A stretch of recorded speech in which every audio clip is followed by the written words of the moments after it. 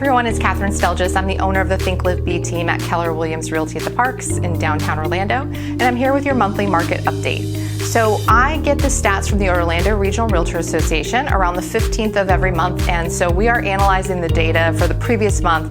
That helps us see what's going on in the market and what trends are starting to happen, what we're seeing for the future months.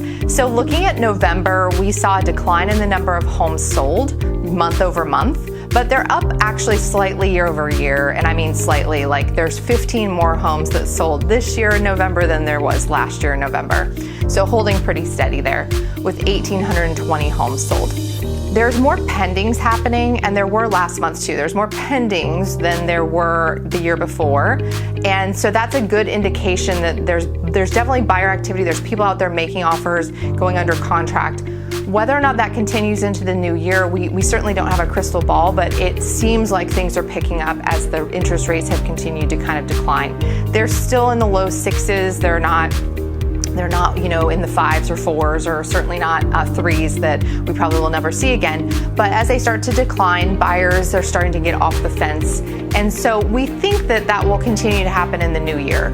What seasonally happens though is we'll see a peak in sales in December from buyers who wanted to get their home sold before the end of the year and serious sellers who wanted to get it sold too.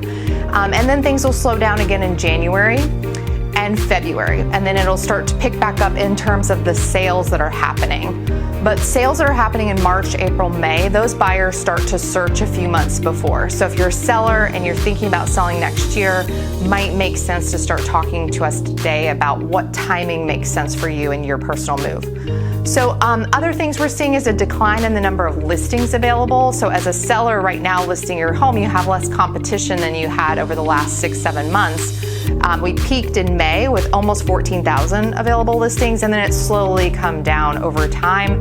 That is a normal seasonal shift. People that aren't, they didn't get their house sold over the summer and they're not that serious, meaning they don't need to sell, they start to pull their homes off the market and say, we'll wait again until spring. So if you can kind of get ahead of that increased competition that happens in March and April and list a little bit earlier when the buyers are actually out and starting to shop, you will win in 2026. So all good things though, we're seeing a lot of opportunity. It just depends on what you're looking for and where you're looking. The average sales price is about the same as it was last year. The median sales price is up just slightly, 1.32% higher than last year. So everything is just pretty much the same as it was last year, pretty steady across the board. And we think that will kind of continue into the new year and maybe start to pick up.